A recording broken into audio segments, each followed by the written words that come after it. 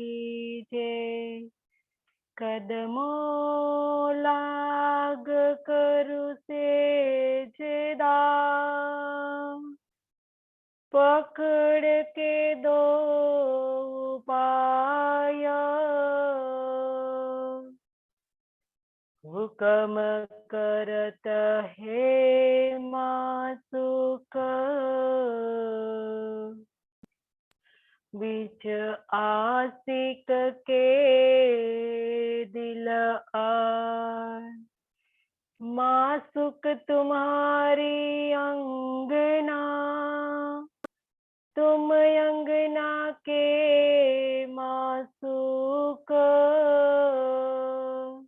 एउक में इलम दृढ़ किया, हजूरुह क्यों न हो टुक टुक। हजूरुह क्यों न हो टुक टुक।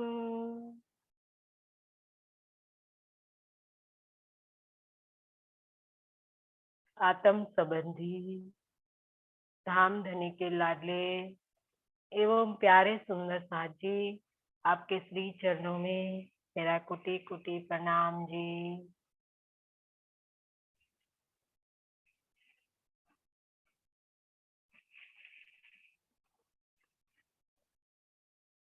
मुके निद्रडी विसारियो, पण तू की विसारिये तो दिल से को उतारियो।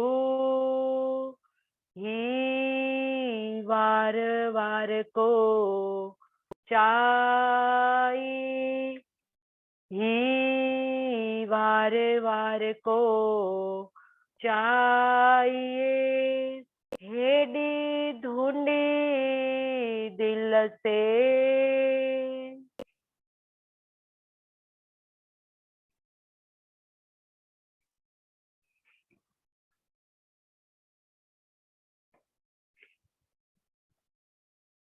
अक्षरातीत धाम के धनी श्री महामती के धाम दिल में विराजमान होकर इस सिंधी वाणी का रस उड़ेल रहे हैं। इस सिंधी वाणी का 9वां प्रकरण और इसकी 35 चौपाई पूर्ण की।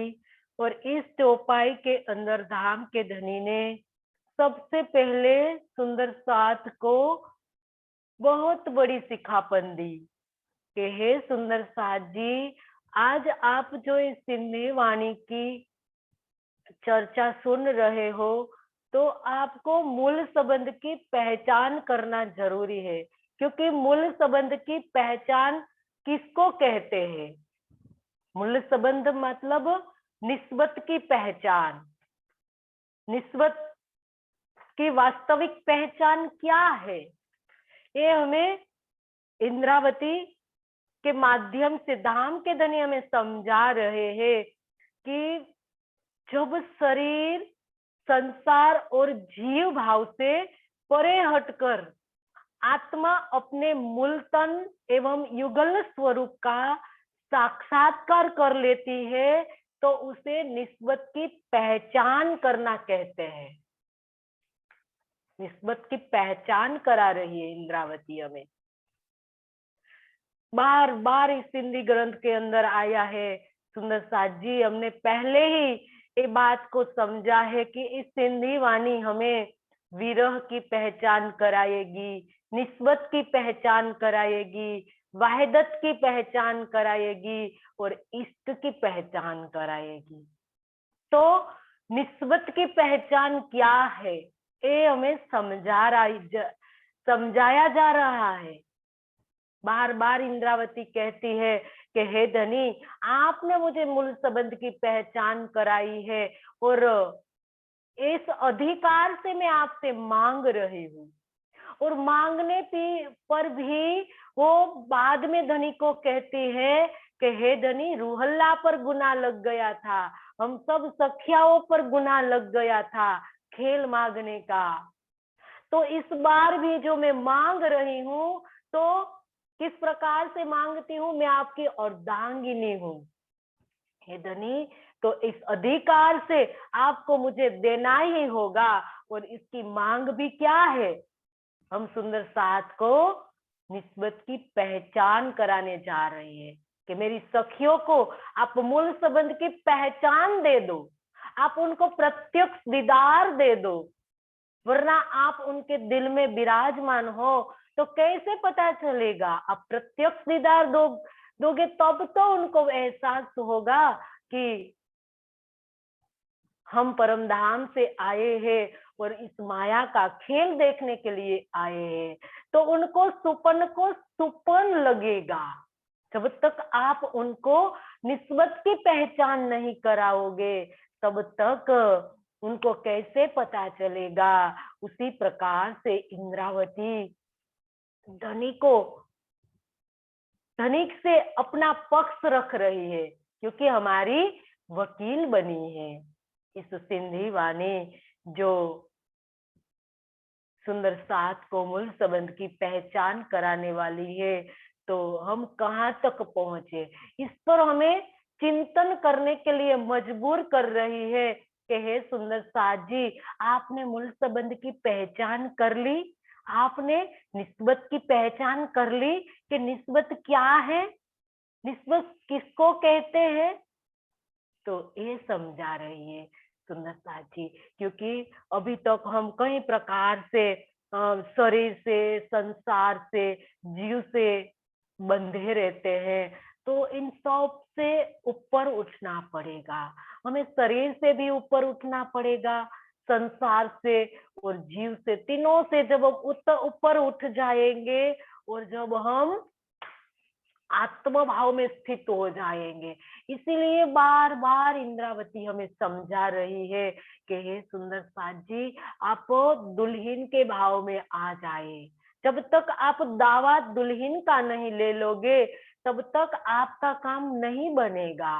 तब तक तो अपनी मैं खुदी तो खड़ी रहेगी, जीव की, शरीर की, संसार की। और इस सब से मैं खुद खत्म करने के बाद जब आत्मा आत्म स्वरूप में स्थित हो जाती है तो उनके मूल तन और युगल स्वरूप का साक्षात्कार हो जाता है। ये इंद्रावती हमें कह रही है कि सुंदर साथ जी, आप एक कीजिए। अगर आप इसमें कहाँ तक पहुंचे हो, आप क्या आप शरीर से ऊपर उठ गए?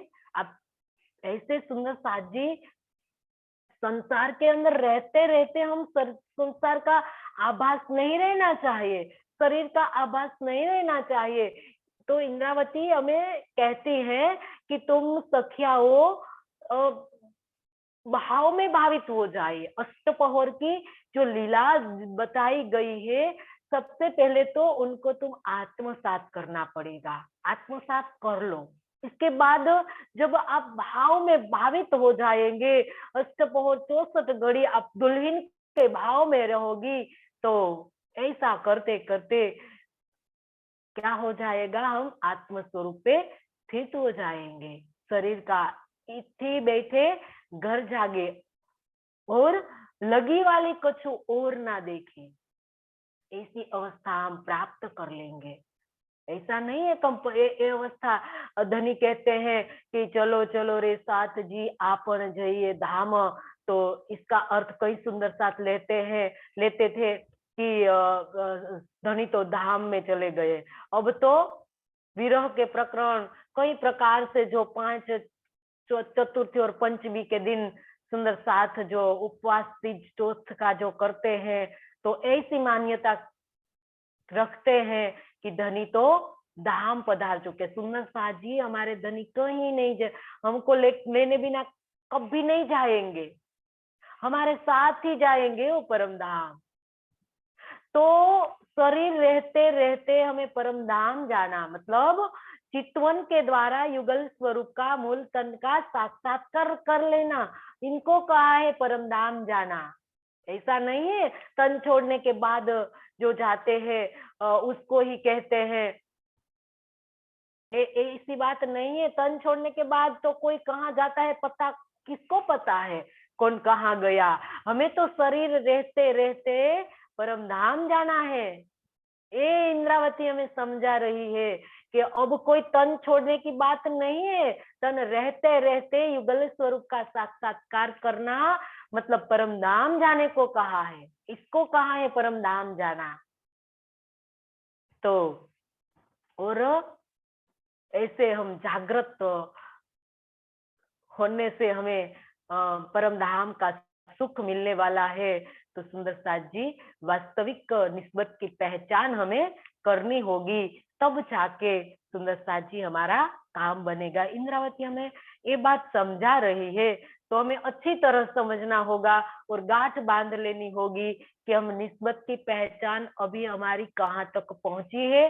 अगर हम इस जर्नी में है, हम सब इस जर्नी में है सुंदर साथ जी, हमें कोई वस्तु अभी प्राप्त नहीं हुई है, तो हम सब जर्नी में हैं। तो हमारी जर्नी कहाँ तक पहुंची है, ये इस पर हमें चिंतन करना है और आगे बढ़ना है। आगे बढ़कर हम जब चलते रहेंगे तो हमारी मंजिल तक हम पहुंच जाएंगे।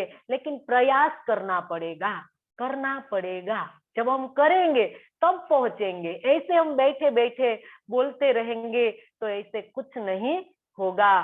तो ये बात यहाँ इंद्रावती हमें समझा रही है। कल भी हमने मूल संबंध की कई प्रकार से पहचान समझाई और आगे भी यही चौपाई में भी इंद्रावती हमें यही बात कहती है कि हेडी धूडी दिल में की पाए बैठो पाण आऊ कड़ी न रहा दम तोरे हेडी को करे मुसे हाण। हेडी ऐसी ढूंढी गांठ की क्यों पाए डालकर बैठे हैं पाण आप आऊ मैं कड़ी कभी भी रह सकती हूँ दम क्षण भर तोरे आपके बिना हेडी ऐसी करते हैं मुझसे हाण अब। हेडी घुंडी दिल में की पाए बैठो पाण, आप अपने दिल में इस प्रकार गांठ लगाकर क्यों बैठे हैं। आऊ कड़ी न रहा दम तोरे हेडी को करे मुंह से हाण, मैं तो आपके बिना एक पल भी कभी नहीं रह सकती। अब आप मुझसे इस प्रकार का रूखा व्यवहार क्यों करते हैं। यहाँ इंद्रावती का भाव बहुत गहरा है और गहरा भाव से इंद्रावती हम सब सुंदर साथ को समझा रही है और यहाँ अपना पक्ष रख रही है। इंद्रावती क्या कर रही है, वो अपना पक्ष रख के धनी को कहती हैं कि हे धनी ऐसा कोई करते हैं। गांठ बांधना मतलब गांठ लगाने का मतलब अपने दिल में अलगाव रखना या प्रेम नहीं करने की भावना रखना। गांठ बांधना मतलब प्रेम नहीं करने की ऐसी भावना रखना और अपने दिल से कोई अलगाव करना, इसको कहते हैं गांठ बांधना। तो एक कई प्रकार से यहाँ इंद्रावती हम सबको भी समझा रही है और धनी को भी कहती हैं कि धनी आप तो प्रेम के स्वरूप हो, आपने हमें इस प्रकार से अलगा क्यों कर दिया है। हमें तो ऐसा लग रहा है कि धनी हम कितने दिनों से आपसे अलग हो गए हैं और कब मिलन होगा, वो मिलन की राह देख रही है। वैसे ऐसा तो है नहीं इंद्रावती को मिलन नहीं हुआ है। किसको नहीं हुआ है, जिसको मिलन नहीं हुआ है उसके लिए ये बातें इंद्रावती बता रही है। उसने धनी के दिल को अभी तक जाना नहीं है, इसके लिए ही बातें कर रही है इंद्रावती। धनी से तो कोई ऐसी बात हो ही नहीं, धनी तो जागृत है, वो तो सब रूहों को सुख देने के लिए तो इस संसार के अंदर लाए हैं। तो ऐसा तो है नहीं कि उसने हमें अपने दिल से निकाल दिया है, वो तो कभी निकाल ही नहीं सकते परम धाम से तो हमें, क्योंकि एक काम तो हक से भी ना होए परम धाम में, वो हमें कभी अपने दिल से अलग नहीं कर पाते हैं। ऐसे हमारे धनी है, फिर भी सुंदर साजी हम इस संसार के अंदर आ गए हैं, तो हमसे अभी तक मिलन नहीं हुआ है, हमारे शहरक से नजीक बैठे हुए धनी को अभी तक हमने प्रत्यक्ष नहीं पा लिया है। तो इसकी वजह से हमें ऐसा भाव लग रहा है कि हे धनी, आपने तो हमें दिल से निकाल ही दिया है। तो एक लाड से इंद्रावती धनी को कहती है। सुंदर साजी, यहाँ भी हमें किसी से जब वो प्यार होता है तो हम कैसी बातें करते हैं उनके साथ, कितनी हंसी मजाक में हम उनके साथ कहीं कोई भी बात करनी है तो हम कहते हैं, तो यहाँ का प्रेम है। फिर भी सुंदर साजी हम कैसे बात करते हैं, वो तो अखंड प्रेम, और अखंड प्रेम से जब इंद्रावती धनी से लाड ले रही है और धनी के साथ लाड से जब बातें करती है, तो ऐसी ऐसी बात इंद्रावती धनी को कहती है कि धनी, हमें तो ऐसा लग रहा है कि आपने हमें दिल से निकाल दिया है, और मैं तो आपके बिना एक पल भी कभी रह नहीं सकती। तो ऐसी बात तो मजाक में ही इंद्रावती ने कही है ना सुंदर साजी, एक उलाहना के रूप में, क्योंकि धनी ने कहा है कि रह ना सकूं मैं रूहों बिन, रूह रह ना सके मुझ बिन, दोनों अरस परस है, रूहें भी नहीं रह सकती है और धनी भी नहीं रह सकते हैं। हमारे प्रियतम कैसे हमारे बिना रह सकते हैं, वो उसको भी कितना असहाय महसूस करते होंगे परम धाम के अंदर। सुंदर साजी, हम इस संसार के अंदर आए हम सब आए हैं, इसीलिए हमें महसूस हो रहा है कि यहाँ का जो वियोग किसी के साथ होता है तो उनके दिल पर क्या गुजरती है। परम धाम में कहीं वियोग नहीं है, दुख नहीं है, अलगाव नहीं है परम धाम में, लेकिन यहाँ हमें किसी से प्रेम होता है तो जो हमसे अलग हो जाते हैं तो हमें कितना वियोग सताता है, हमें पता चलता है ना, यहाँ इस संसार के अंदर पता चला कि वियोग किसको कहते हैं, दुख किसको कहते हैं। क्या परम धाम में हमें पता था क्या है दुख, और दुख की बात सुन के हम कितनी उछल रही थी कि हे धनी, दुख क्या है, किसको दुख कहते हैं। और अक्सर ब्रह्म जो दुख के खेल बनाते हैं तो वो कैसा है, कितना आश्चर्य से हमने पूछा था धनी को, याद कीजिए सुंदर साज जी, उस पर मंथन कीजिए, उस पर गहरा अंदर से भाव प्रकट होगा, अंदर से एक पीड़ा प्रकट होगी कि किस प्रकार से हमने दुख बड़े नादानी से हमने मांगा था धनी से। हमें क्या पता था, क्योंकि रूहें बेन्याज थी, बक्का बिच बक्का 12,000, कितनी भोली थी हम, हमें पता ही नहीं था कि दुख क्या है, तो मांग लिया धनी से दुख। वैसे तो खिलवत कहती है कि धनी ने दुख खेल मंगवाया है, हमने मांगा नहीं है। तो मार्फत स्वरूप जो हमारे प्रियतम जब तक दिल में नहीं ले लेते तब तक रूहों के दिल में आता ही नहीं है। तो जब रूहों के दिल में धनी के दिल में आया और इसके बाद रूहों के दिल में आया और रूहों ने मांग लिया, तो इसमें रूहों का कोई दोष नहीं है। इंद्रावती धनी को ये बात साबित करा रही है कि धनी, हमने खेल नहीं मांगा है, आपने मंगवाया है और आपने हमें खेल देखने के लिए भेजा है। तो हे मेरे प्रियतम, अब सब रूहों को अब दीदार देना, और हम आपके बिना नहीं रह सकते हैं अब तो संसार के अंदर। तो आप परम धाम में किस प्रकार से हमारे बिना अकेले रह रहे हो? इंद्रावती एक उलाहना के रूप में धनी को कहती है कि अब आप मुझसे इस प्रकार का रूखा व्यवहार क्यों करते हैं? इंद्रावती कहती है कि हे धनी, मुझे तो अब ऐसा लग रहा है कि आपके व्यवहार में रूखापन आ गया है। धनी के व्यवहार में कभी आ ही नहीं सकता है, लेकिन इंद्रावती धनी से लाड से कहती है, क्यों? क्योंकि हम सब रूहों को दीदार दिलवाना है। तो इसी प्रकार से धनी को दीदार देने के लिए मजबूर कर रही है कि अब धनी, अब तो रूहों को दीदार देकर खेल खत्म करो, अब खेल खत्म करने की समय आ गया है।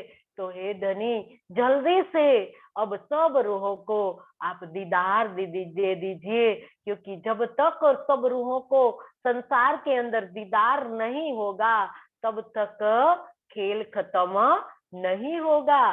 खेल खत्म नहीं होगा का मतलब है कि अभी तक रूहों के दिल में संसार देखने की इच्छा अभी तक बनी हुई है, तब तो खेल खत्म नहीं होता है। जो रूह का खेल खत्म हो जाता है, उनके लिए कोई संसार की आकांक्षा रहती ही नहीं है। उनके लिए तो संसार का प्रलय ही समझो। जो जो जो रूह जागृत हो गई, उनके लिए इस संसार सुपन हो गया, और क्या हो जाता है? उनके लिए खेल खत्म हो जाता है। तो खेल खत्म हम रूहों को करना है, एक एक रूह को खेल को खत्म करना है सुंदर साथ जी, तब जाके हम सब साथ में घर पर जा पाएंगे, परम धाम जा पाएंगे। तो हमारी ओर से अब देरी हो रही है।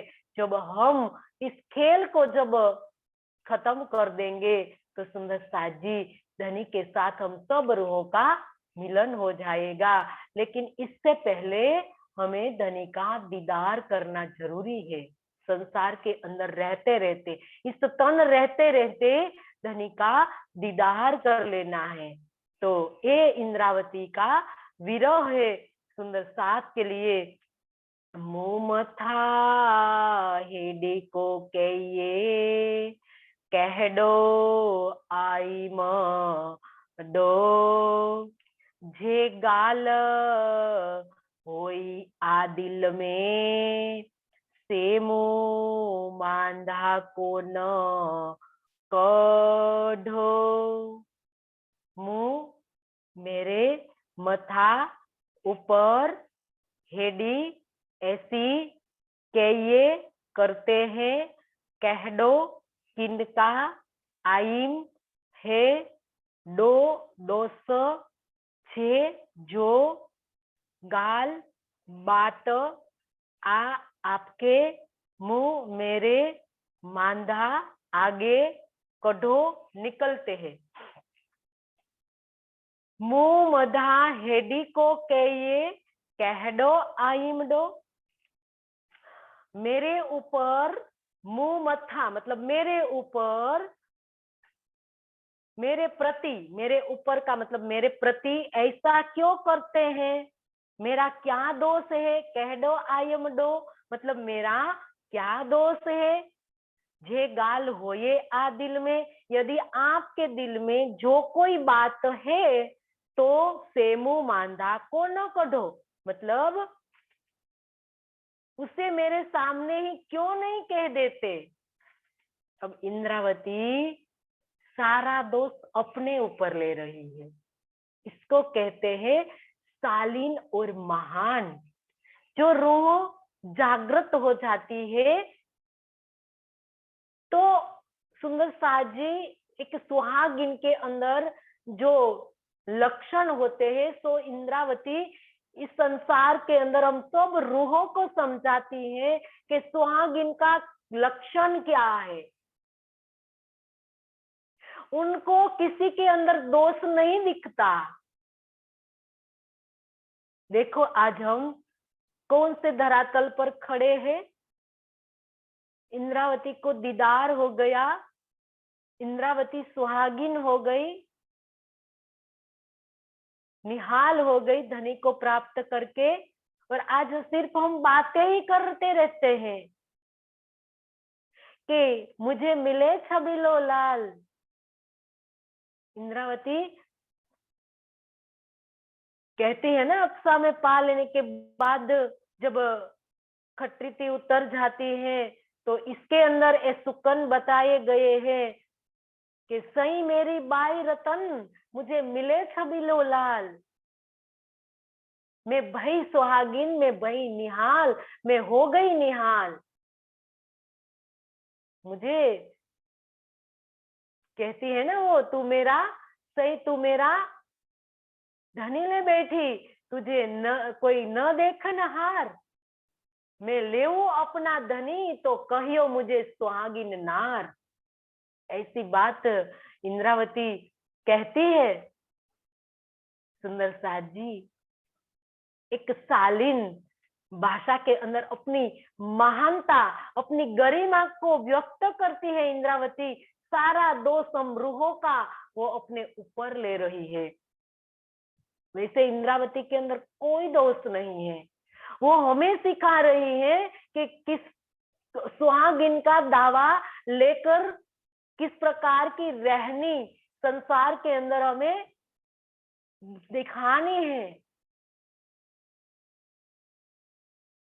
जो गरिमा है ब्रह्मात्माओं की संसार के अंदर, तो इस गरिमा को धारण करने के लिए कौन सी चाल चलनी है हमें,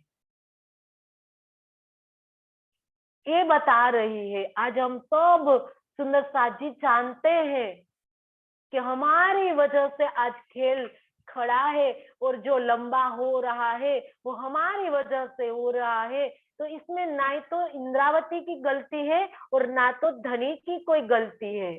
सब हम छठे दिन के सुंदर साथ आज अभी तक जो अवस्था पर खड़े हैं। तो इंद्रावती कहती है धनी को कि मेरा कोई भी दोष है तो मैं स्वीकार करती हूँ, मेरा क्या दोष है।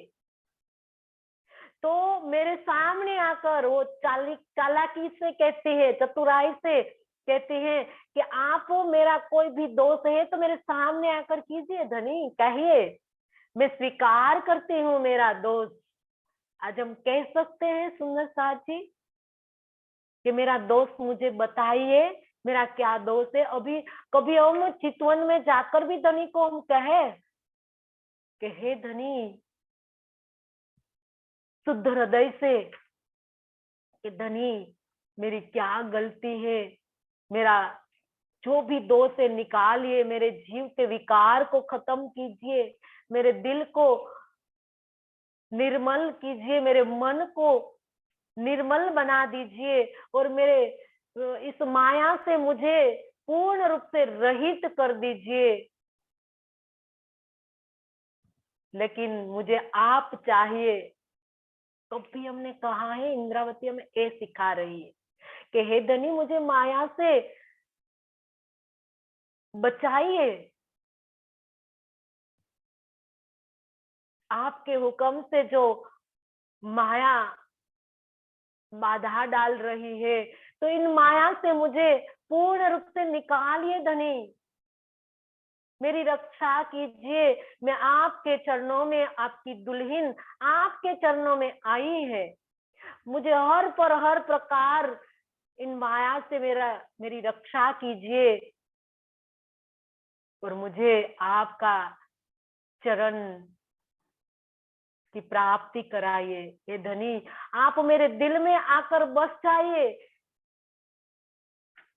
कभी हमने कहा है इसके लिए, हे धनी मुझे जो भी देना चाहते हो मैं हर पल हर घड़ी तैयार हूं लेने के लिए, लेकिन मुझे आप चाहिए, मुझे आपका चरण कमल चाहिए। इंद्रावती ने पहले से सीख लिया था, सदगुरु के समय जब सदगुरु के मुखारविंद से जब वो चर्चा सुनती थी, तभी तो वो कहती थी कि हे मेरे सदगुरु मेरे अवगुण बताइए। आज हम क्या सीख रहे हैं? कभी हमने धनी से कहा है दिल से कि धनी मुझे मेरा अवगुण बताइए, मैं निकालना चाहती हूँ, मैं आपको मिलना चाहती हूँ। तो मिलने के लिए हमारा दिल कैसा होना चाहिए? ये धनी हमें समझा रहे हैं कि पूर्ण सुंदर साजी शुद्ध हृदय से धनी से आप अरदास करना पड़ेगा। धनी को किस प्रकार से रिझाया जा सकता है, इंद्रावती हमें समझा रही है। तो ये बात यहाँ इंद्रावती स्पष्ट करती है कि एक विरह की पीड़ा को व्यक्त करती है इंद्रावती। अंदर से एक विरह है इनको, तभी तो ऐसी बात होती है अंदर से सुंदर साजी। एक विरह का जब दर्द अंदर से पैदा होता है तब ऐसी बातें निकलती है। वैसे ऐसी बात किस प्रकार से निकलेगी? वो तो प्रेम में गलतान हो गई है, गर्क हो गई है इश्क के अंदर पूर्ण रूप से। और इश्क में जब गर्क हो जाता है तभी तो रूह बोल ही नहीं पाती है। लेकिन यहाँ इंद्रावती हमारे लिए सारी बात हमें समझा रही है और सबसे पर्दा उठा रही है कि हे सुंदर साजी आप ऐसा करो, धनी को आपको मिलना है धनी से तो आपको ऐसा करना पड़ेगा। अपना दोष जो भी है कि धनी मेरा दोष निकालिए, मेरे अंदर जो भी अवगुण है वो अवगुण निकाल कर मुझे पूर्ण रूप से निर्विकार बना दीजिए। मैं आपको चाहती हूँ और मैं आपके चरण कमल की अधिकारी हूँ और मेरा अधिकार मुझे दीजिए, मुझे मूल संबंध की पहचान कराइए। समझ में आई ना सुंदर साजी? मूल संबंध की पहचान कहीं सबसे पहले हमने शुरू में ही समझा कि मूल संबंध की पहचान करना किसको कहते हैं। तो जो भी सुंदर साथ लेट में जुड़े थे तो सुंदर साथ वापस हम उनको रिपीट करते हैं कि जब शरीर संसार और जीव से जब ऊपर उठकर जब हम आत्म स्वरूप में स्थित हो जाते हैं और हमें अपने निज स्वरूप और युगल स्वरूप का साक्षात्कार हो जाता है, उसको कहते हैं निस्बत की पहचान करना।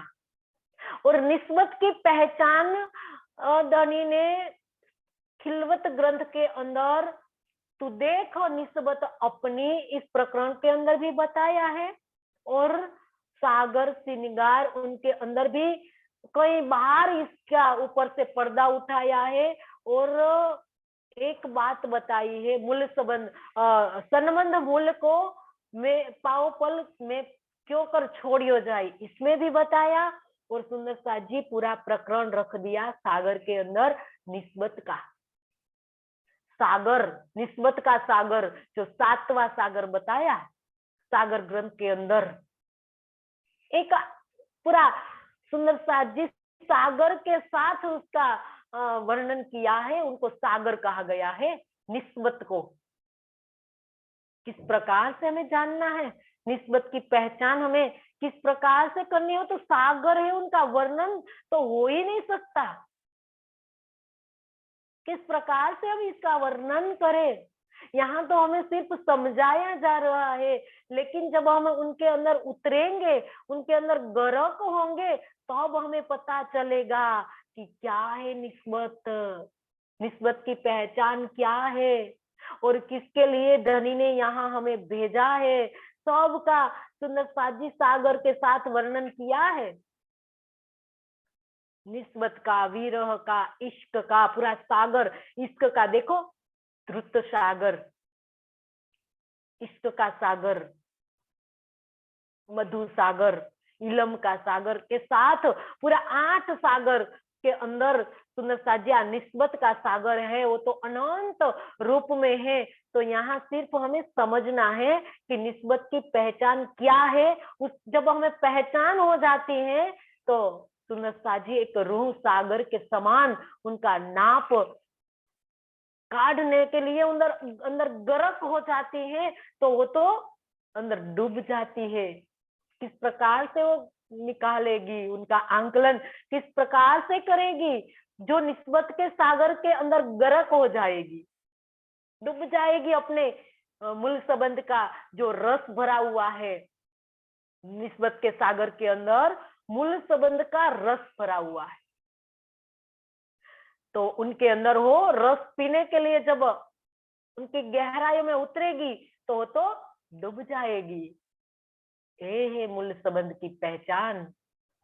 और सिंधी वाणी हमें ये पहचान करवा रही है। तो आगे कहती है कि आगे सुंदर बाई भलई रोंदी कर करंदी हाणे मुसे ईको करियो करे हेडी महेर बानगी। अगे पहले सुंदरबाई श्यामाजी भलई चले, रोंदी रोते, कर कर रोंदी मतलब रोते, करंदी करंदी का मतलब कल्प कल्पाते कल्पती, हाणे अब मुझसे मुझसे ई ऐसा करियो करते हैं, करे करके, हेडी ऐसी। अगे सुंदरबाई हलई रोंदी कर करंदी, पहले सुंदरबाई श्यामाजी रोती कलपती चली गई। हाणे मुझसे इको करियो, अब मेरे साथ भी आप इस प्रकार का वैसा ही व्यवहार कर रहे हैं, करे हेडी मेहरबानगी, कम से कम मेरे ऊपर तो मेहर कीजिए। अब मेहर के सागर से वो मेहर मांग रही है कि धनी मेहर कीजिए। क्या कहती है इंद्रावती कि आगे सुंदरबाई इस प्रकार से कलपती हुई चली गई। मतलब तीसरे दिन की बात कहती है इंद्रावती कि तीसरे दिन के अंदर चौथे दिन के अंदर सुंदरबाई जब आई तो संसार के अंदर रोती कलपती चली गई का मतलब कि देवचंद्र जी ने रो रो कर सुंदर साथ से कितनी पत्रियां लिखवाई थी, 69। और सुंदर साथ को वो पत्र लिखकर देते थे कि तुमको राज्य मिले तो कहना कि सदगुरु के हाथ से जागनी कराए। तो जागने की तड़प थी उनके अंदर, लेकिन मूल संबंध, मूल प्रियतम, मूल स्वरूप को जागनी सदगुरु के हाथ से नहीं करानी थी, उसको दूसरे झामे में जागनी होनी थी, मिहिराज के हाथ से जागनी होनी थी। लेकिन देवचंद्र जी रो रो कर पत्रियां लिखते थे, लिखवाते थे कि धामधनी उनके तन से जागनी करवाए। जब सदगुरु धनी श्री देवचंद्र जी चर्चा करते थे तो उनके ही धाम हृदय से आवेश स्वरूप कृष्ण के रूप में प्रकट होते थे।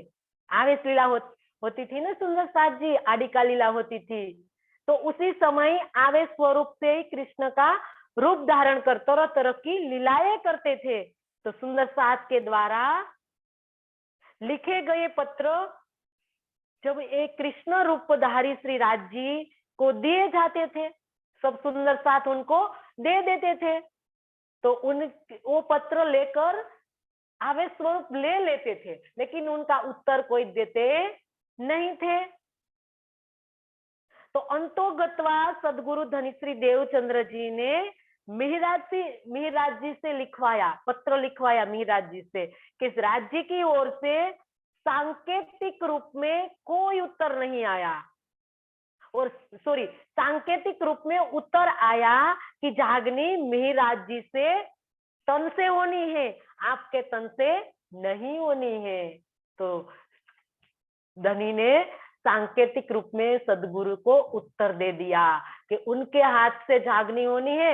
मतलब जब वो मिहिराज सदगुरु के चरणों में आते हैं और आते हैं तो उनके जेब में से जब पत्र गिरते हैं तब सदगुरु को समझ में आ जाता है कि झागनी किसके हाथ से होनी है। तब उनको ये सांकेतिक कहा है इनको कि इस प्रकार से उनको उत्तर मिल गया। सब चिट्ठियां इनके जेब में से गिरी और उनको पता चल गया कि इनके हाथों से ही झागनी होने वाली है। तो उसी प्रकार से यहाँ कहा कि आगे सुंदरबाई रोती कलपती चली गई। तो अब क्या कहती है कि अब मेरे साथ भी इस प्रकार का व्यवहार आप क्यों कर रहे हो? आप मुझे मतलब सुंदर साथ को आप क्यों तड़पा रहे हो, कल्पा रहे हो? तो हे धनी, वो एक अंदर से क्या कहती है,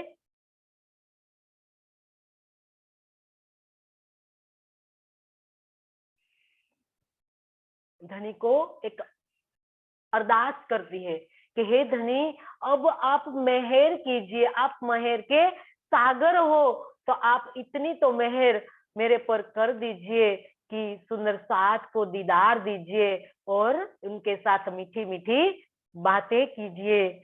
मांधा दिखाए रही रांद रात में, हाणे जाहिर कया फजर, हे गालियू के यू सब महर ज्यू, साला थाऊ की नजर। मांधा आगे दिखा रही, दिखाया, रांद खेल, हाणे अब जाहिर प्रत्यक्ष, किया फजर सवेरा, गालियू बातें, सब सभी, मेहरज्यू मतलब मेहर, सा सो, लाथाऊ उतारी। मांधा दिखा रही रांद रात में, हाणे जाहिर किया फजर। आपने पहले व्रज और रात का खेल अज्ञान रूपी निंद्रा में दिया, अब आपने इस जागनी लीला में तारतम ज्ञान के द्वारा उजाला कर दिया। जाहिर किया फजर मतलब उजाला कर दिया है। हे गालियू के यू सब मेहर जीव, ये सारी बातें आपकी मेहर से ही है। साला थाऊ की नजर, अब आप अपने मुझे अपनी मेहर भरी प्रेम भरी नजरों से अलग क्यों कर दिया है? अब इंद्रावती पहले दिन में ले जाती है कि जब पहले दिन में व्रज के अंदर आप हमें ले गए, आपने हमें भेजा और आप हमसे पहले खेल के अंदर आ गए, हमको खेल दिखावन काज हमसे आगो आए श्री राज, सबसे पहले धनी खेल के अंदर आ गए। तो हे धनी, आप जब व्रज में हमें ले गए और इसके बाद जब हम आपको हमें रास में ले गए, तो दोनों समय वो अज्ञानता की निंद्रा में आपको हमें खेल दिखाया। खेल किस प्रकार से दिखाया? अज्ञानता की निंद्रा में। तभी तो कहा ना कि ब्रह्म सृष्टि जब व्रज में आई तब प्रेम हो तो लक्ष्य बिन, सो रूहला सो लक्ष्य लाए, रूहला पर न था आखिरी इलम। ब्रह्म सृष्टि थी व्रज रास में, प्रेम हो तो लक्ष्य बिन। ब्रह्म सृष्टि व्रज और रास के अंदर आई तो प्रेम तो था, व्रज के अंदर हम पूरी निंद्रा में खेलते को देख रहे थे। प्रेम तो था कृष्ण से, लेकिन हमें पता नहीं था, हम पूरी निंद्रा के अंदर हमको खेल को देखा था। इसके बाद रास के अंदर गए तो रास के अंदर आधी नींद उड़ा दी हमारी, धनी की पहचान कराई लेकिन धाम की पहचान नहीं कराई। तो इस दोनों खेल को अज्ञानता में देखा। ये यहाँ इंद्रावती कहती है कि हे धनी, आपने कहाँ हमें पहचान दी थी? दो समय, दो रज और रात के अंदर जब आपने हमें खेल में उतारा तो कहाँ आपको आपने हमें पहचान दी थी? लेकिन इस जागनी ब्रह्मांड में आने जाहिर किया फजर, मतलब अब आपने इस जागनी लीला में फजर कर दिया। किस प्रकार से किया? तारतम ज्ञान दे दिया। ब्रज और रास में तारतम नहीं था, नहीं था ना, क्योंकि अज्ञानता के अंदर लक्ष्य बिन प्रेम हो तो लक्ष्य बिन, लक्ष्य नहीं आया था, लक्ष्य का पता ही नहीं था कि वो कृष्ण कौन है, हम कौन है, इसका हमें पता ही नहीं था। ऐसे हम तो कृष्ण से प्रेम करते थे, इतना प्रेम करते थे। तो इसको कहा है लक्ष्य बिन प्रेम, लक्ष्य नहीं आया था तो लक्ष्य लाए रूहल्ला। जब चौथे दिन में रूहल्ला आई तो लक्ष्य लेकर आई, तारतम लेकर आई। तो इसको कहा है सुंदर साथ जी, तारतम लेकर श्री राज पधारे। तो ये लक्ष्य आ गया, लेकिन न था आखिरी इलम, मतलब आखिरी इलम, इसका मतलब कि जो तारतम ज्ञान का अवतरण होने वाला था वो रूहल्ला से नहीं होने वाला था। जागनी, जागनी का जो कार्य होना था वो दूसरे झामे में होना था, मीरराज के तन से होना था, इंद्रावती के तन से होना था। तो इसको कहा है कि न था आखिरी इलम। आखिरी इलम मतलब तारतम ज्ञान। इंद्रा सदगुरु के समय सिर्फ तारतम आया और तारतम से सुंदर साथ को वाणी नहीं थी, सिर्फ सदगुरु तारतम लेकर आए, मतलब पूर्ण लक्ष्य लेकर आ गए। धनी ने उनको पूर्ण रूप से बता दिया कि तुम कौन हो, कहाँ से आए हो, और हमारे प्रियतम कौन है, उनका धाम, ये सब पता उनको धनी ने तारतम बीज रूप कहा है। उनको दोनों के बीच में जब वार्तालाप हुआ, सदगुरु को दीदार हुआ, धनी ने उनको दीदार दिया, तब दोनों के बीच में जो वार्तालाप हुआ तो उनको कहा है तारतम का बीज रूप। लेकिन सदगुरु के मुखारविंद से तो एक ही चौपाई अवतरित हुई थी। जब धनी उनके दिल में बैठ गए तब एक ही चौपाई का पूर्ण हुआ था कि निज नाम श्री कृष्ण जी अनादि अक्षरातीत, सो तो अब जाहिर भये सब विधवतन सहित। एक ही चौपाई सदगुरु के मुखारविंद से अवतरित हुई थी। धनी ने उनको नहीं कही थी कि मेरा नाम निज नाम श्री कृष्ण जी अनादि अक्षरातीत, सो तो अब जाहिर भये सब विधवतन सहित। धनी ने नहीं कहा था, लेकिन धनी जब दिल में बैठ गए सदगुरु के दिल में, तो चौपाई का अवतरण हुआ। तो एक ही चौपाई अवतरित हुई थी, बाकी 5 चौपाई जयराम भाई कंसारा के घर जब जागनी करने के लिए जाते हैं दीप बंदर, तब दूसरी, तीसरी, चौथी और 5वीं चौपाई अवतरित हुई, 4 चौपाई। और इसके बाद जब अनूप शहर जाते हैं तब सुंदर साथ जी हिंदुस्तानी, कलश हिंदुस्तानी और प्रकाश हिंदुस्तानी दोनों ग्रंथ का जब अवतरण हुआ तब 6ठी चौपाई जुड़ गई इस तारतम के साथ। तो इस प्रकार से 6 चौपाई का जो महामंत्र कहा गया, तो न था आखिरी इलम का, ये मैं समझा रही थी सुंदर साथ जी कि न था आखिरी इलम मतलब तारतम वाणी का अवतरण कभी नहीं हुआ, तो इसको कहा है न था आखिरी इलम।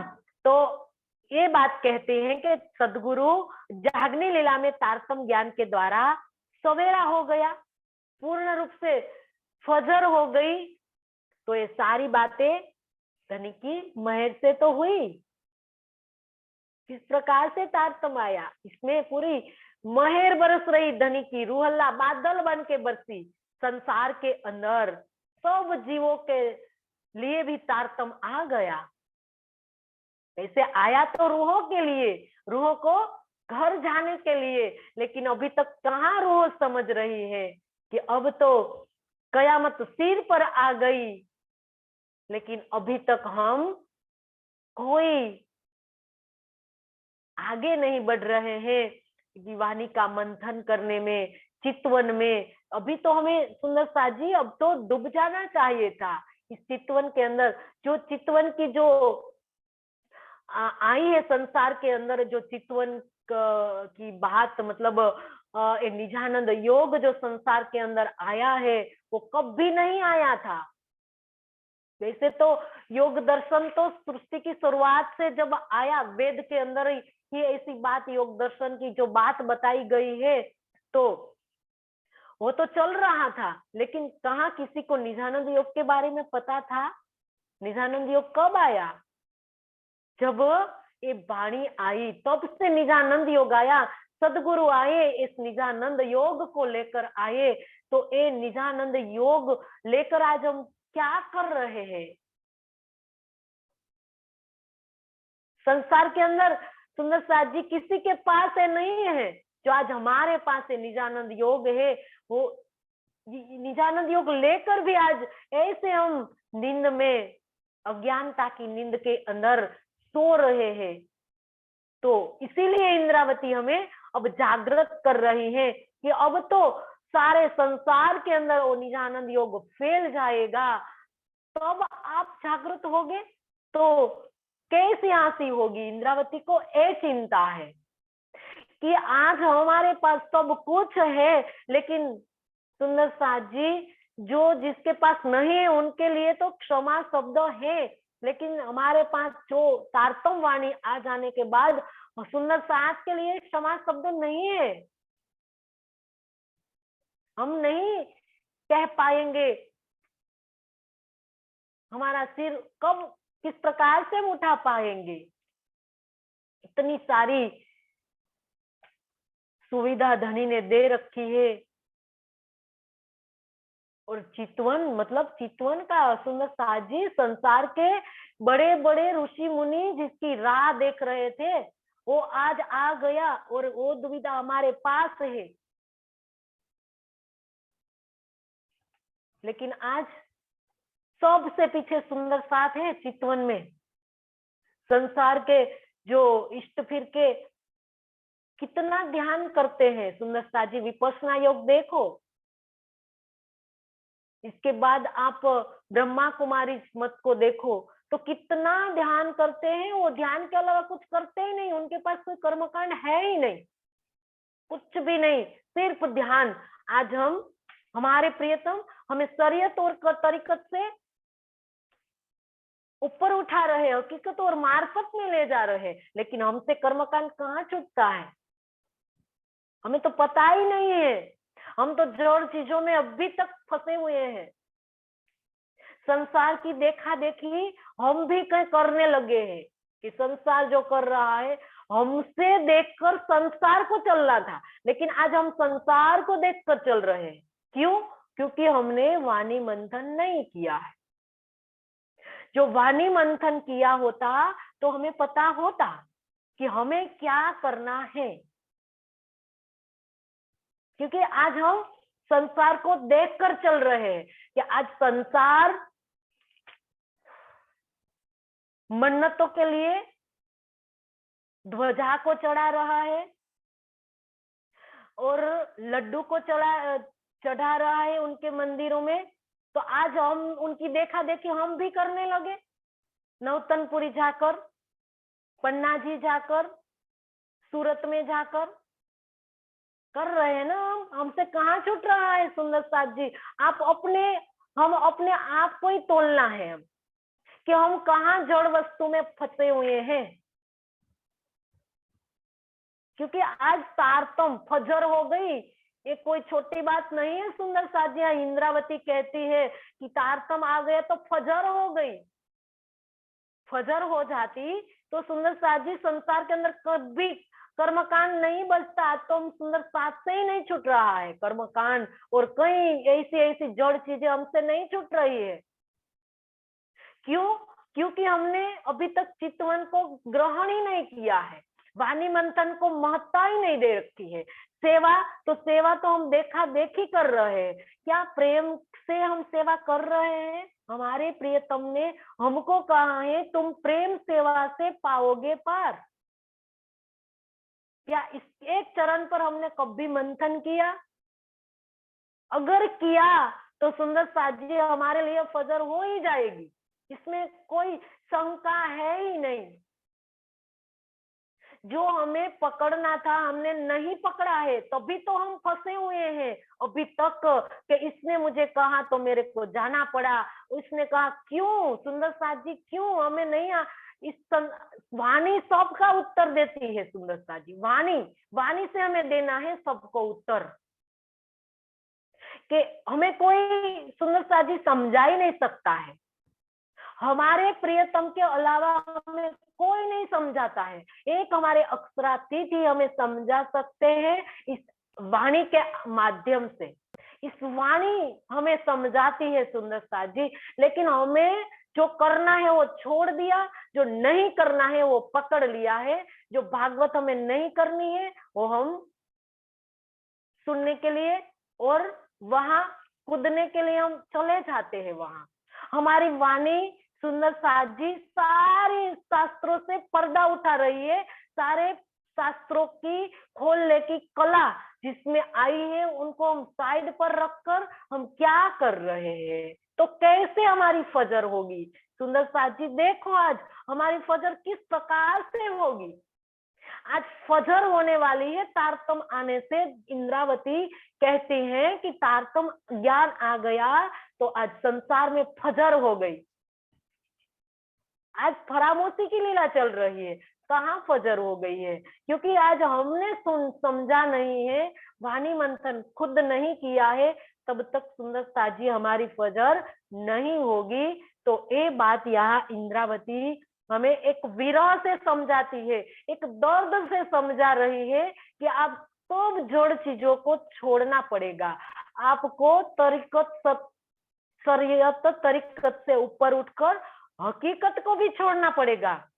इसके बाद आपकी जो बंदगी है वो मार्फत की है, और मार्फत में कब पहुंचोगे? तब तो फजर होगी। शरीयत तरीकत हमारे लिए आए ही नहीं है। सुंदर साथ जी हकीकत और मार्फत की बंदगी धनी हमें देने के लिए आए हैं, और अभी तो हम फंसे हुए हैं शरीयत में, कहाँ हमने छोड़ा है। तो ये दर्द है इंद्रावती का कि अभी तक सुंदर साथ कहाँ फंसा हुआ है। तो ये सुंदर साथ जी हम छोड़े और तारतम से पूर्ण रूप से उनके अंदर डूबे, मंथन करें और अपनी आत्मा को जागृत करें। तो इन्हीं के शब्द के साथ सुंदर साथ जी आज की वाणी चर्चा को हम पूर्ण करें और चौपाई दोहराए। माधा दिखा रही रांद रात में, हाणे जाहिर किया फजर, हे गालियू के यू सभ मेहरज्यू, साला थाऊ की नजर, साला थाऊ की नजर। बोलिए श्री प्राणनाथ प्यारे की जय, सदगुरु महाराज की जय। सब सुंदर साथ के चरणों में मेरा कोटि कोटि प्रणाम जी।